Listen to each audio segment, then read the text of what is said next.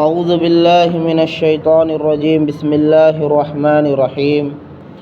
اذ قالت امرأة عمران رب انی نذرت لک ما فی بطنی محررا، اور وہ وقت بھی یاد کرو جب عمران کی بیوی نے کہا کہ اے میرے رب، میں نے منت مانی ہے کہ جو بچہ میرے پیٹ میں ہے اس کو تیری عبادت کے لیے آزاد کر دوں گی، فتقبل منی، سو تو اس کو میری جانب سے قبول فرما، انک انت السمیع العلیم، یقیناً تو سننے والا اور جاننے والا ہے۔ فلما وضعتها قالت رب انی وضعتها انثی، سو جب وہ بچہ پیدا ہو گیا تو کہا عمران کی بیوی نے کہ اے میرے رب، میں نے تو اس کو لڑکی پیدا کیا، واللہ عالم بما وضعت، اور اللہ رب العزت خوب جانتا ہے جو اس نے پیدا کیا ہے، ولیس الذکر کالانثی، اور لڑکا لڑکی کی طرح نہیں ہے، وانی سمیتها مریم، اور میں نے اس کا نام مریم رکھا، وانی اعیذها بک وذریتها من الشیطان الرجیم، اور کہا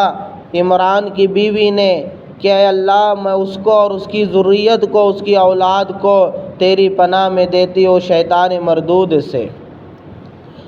پچھلی آیت میں اللہ رب العزت نے یہ فرمایا تھا کہ نبوت و رسالت کے لیے اللہ نے آدم، نوح وغیرہ کو چنا ہے، اس میں فرمایا تھا آل عمران کو چنا ہے، تو اجمال کے ساتھ فرمایا تھا، اب تفصیل کے ساتھ بیان کرے۔ اجمال یعنی مختصر، جیسے کہا جائے کہ بھائی کھانا لے آؤ،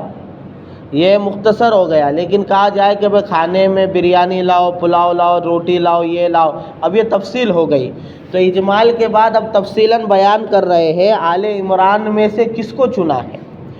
دوسرا یہ کہ یہود و نصارہ حضرت عیسیٰ علیہ السلام کے تعلق سے افراط و تفریط کا شکار تھے۔ تفریط یعنی کم کرنا۔ یہود نے حضرت عیسیٰ علیہ السلام کی شان کو اتنا گھٹایا تھا کہ آپ کو ایک اچھا انسان نہیں سمجھتے تھے، چہ جائے کے نبی سمجھے، اور نصارہ نے حضرت عیسیٰ علیہ السلام کی شان میں وہ افراط سے کام لیا کہ آپ کو بشر سے اٹھا کر اللہ ہی بنا دیا، آپ کو اللہ کا بیٹا اور اللہ مانتے تھے۔ تو یہاں پر حضرت مریم کی پیدائش اور حضرت عیسیٰ کی پیدائش کے واقعے کو تفصیلی بیان کر کر اللہ رب العزت یہود کا دماغ بھی ٹھیک کر رہے ہیں کہ وہ عام نبیوں کی طرح ایک بشر ہے، اور اللہ رب العزت نے ان کو نبی بنایا ہے، اور عیسائیوں کے دماغ کو بھی ٹھیک کر رہے ہیں کہ وہ عام نبیوں ہی کی طرح نبیوں کے خاندان سے بشر ہے، اور جو ہے وہ اللہ کے بیٹے اور اللہ نہیں ہے۔ تو اللہ رب العزت یہاں سے یہ واقعہ بیان فرما کر یہود و نصارہ دونوں کے دماغ کو ٹھیک کر رہے ہیں کہ اللہ کا قرآن میں کہتا ہے کہ وہ وقت بھی قابل ذکر ہے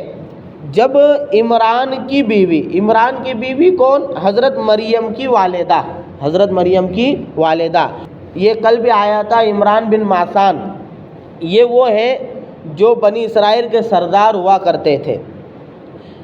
تو عمران کی بیوی یعنی حضرت مریم کی والدہ نے منت مانی۔ دیکھو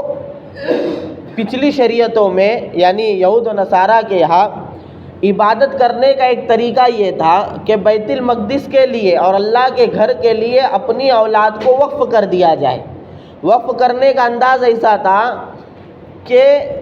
وہ بچہ پیدا ہونے کے ساتھ جو ہے بیت المقدس کے حوالے کر دیا جاتا تھا، وہیں پہ اس کی پرورش ہوتی تھی، اور جوان ہونے تک وہ وہاں سے نکلتا نہیں تھا اور اسی کی خدمت کرتا تھا، اور بالغ ہو جانے کے بعد، جوان ہو جانے کے بعد ابھی اس کو اختیار تھا کہ وہاں پر رہے یا وہاں سے نکل جائے۔ ایک تو یہ تھا۔ دوسرا یہ کہ یہ جو بیت المقدس کی خدمت کے لیے جو بچہ وقف کیا جاتا تھا وہ لڑکا کیا جاتا تھا، لڑکی نہیں کی جاتی تھی۔ اور مفسرین نے لکھا ہے کہ کوئی نبی اور کوئی بڑا بادشاہ بنی اسرائیل کا ایسا نہیں گزرا کہ جس کی اولاد جو ہے بیت المقدس کے لیے وقف نہ کی گئی ہو۔ لہذا حضرت مریم نے بھی جب حاملہ تھی تو یہ نظر مانی،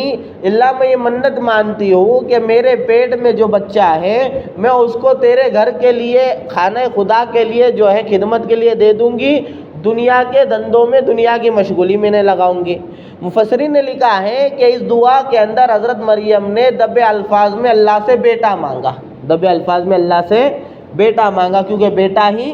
دیا جاتا تھا۔ پھر ہوا یہ کہ جب وہ حمل جو ظاہر ہوا، حمل ظاہر ہونے کے بعد یہ پتہ چلا کہ بیٹے کے بجائے بیٹی پیدا ہو گئی، بیٹے کے بجائے بیٹی پیدا ہو جائی، تو مارے حسرت کے تعجب سے کہنے لگی ربی انی وضعت ہوا انسا، اے اللہ میں نے تو منت مانی تھی کہ پیٹ کی اولاد خدمت میں دے دوں گی، لیکن یہ تو بیٹی پیدا ہو گئی، اور بیٹی تو خدمت میں نہیں دی جاتی۔ تو اس پر اللہ رب العزت نے کہا تسلی دیتے ہوئے واللہ اعلم بما وضعت، اللہ خوب جانتا ہے تو نے کیا پیدا کیا ہے، تو نے کیا پیدا کیا ہے۔ وَلَيْسَ الذَّكَرُ كَالْأُنثَىٰ، اور بیٹا بیٹی کی طرح نہیں، یعنی مریم رضی اللہ عنہ کی ماں نے جو ذہن میں ایک بیٹے کی تصویر بنائی تھی، سوچا تھا کہ ایسا بیٹا پیدا ہوگا تو میں اس کو خدمت میں دوں گی، تو اللہ فرما رہے ہیں کہ وہ بیٹا جو مریم کے ماں کے ذہن میں تھا، عمران کی بیوی کے ذہن میں تھا، وہ اس پیدا ہونے والی مریم کی طرح نہیں ہے، یہ عام عورتوں کی طرح نہیں ہے، بلکہ اس کی شان و شوکت مردوں سے اوپر ہے، مردوں سے اوپر ہے۔ اور پھر حضرت مریم کی بات کو نقل کرتے ہوئے کہہ رہے چلو بیٹی پیدا ہو گئی تو اب میں نے اس کا نام کیا رکھا،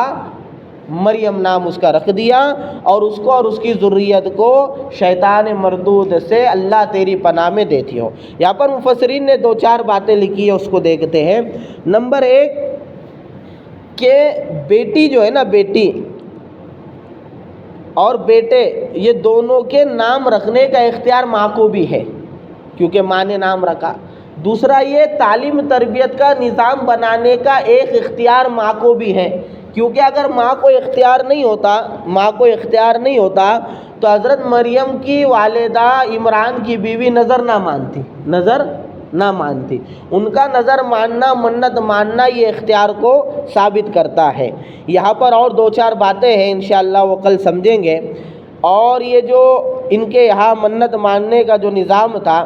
یہ نظام بیٹوں ہی کے اندر چلتا تھا، لیکن اللہ رب العزت نے حضرت مریم کو بھی اس خدمت کے لیے قبول فرما لیا۔ کل تفسیر آئیں گی انشاءاللہ۔ اللہ عمل کی توفیق عطا فرمائے۔